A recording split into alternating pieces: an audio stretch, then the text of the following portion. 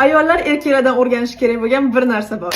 Sal egoistroq bo'lish. Men shuni tushunib yetdimki, erkaklardagi faqat o'zini o'ylash har doim ham yomon sifat emas. Erkaklar o'z manfaatini birinchi o'ringa qo'yishdan uyalishmaydi. O'ziga foydali bo'lgan tanlovni qilishganlari uchun uzr so'rashmaydi va o'zini himoya qilgani uchun ham o'zini yomon odamdek his qilmaydi. Ayollar esa aksincha o'zini haddan tashqari berishga, qurbon qilishga, moslashishga, boshqalarni birinchi o'ringa qo'yishga o'rgatilgan. O'zimiz uchun yashasak, o'zimizni manfaatimizni o'ylasak ayb his qilamiz. Erkaklarga e'tibor bersangiz, ular har doim foydani, qulaylikni, hayotini yengillashtirishni o'ylashadi va bu uchun ularni hech kim shafqatsiz deb chaqirmaydi. Aksincha, rosa aqlli de, o'sha bola rosa kallasi zo'r ishlaydi deyshadi. Erkaklar hech qanday izohsiz oddiy yo'q, qilmayman deya olishadi. Ayollar esa ularga adolat hech qachon ko'rsatilmagan bo'lsa ham adolatli bo'lish haqida, mehribon bo'lish haqida qayg'urishadi. Bu shafqatsiz, insofsiz bo'lishga chaqiriq emas. Bu ongli bo'lishga, o'zini butunlay unutib qo'yishni sevgi bilan adashtirmaslikka chaqiruv. Chunki sog'lom darajada o'zini ustuvor qo'yishni biladigan odam hech qachon xudbin hisoblanmaydi. Bismillah.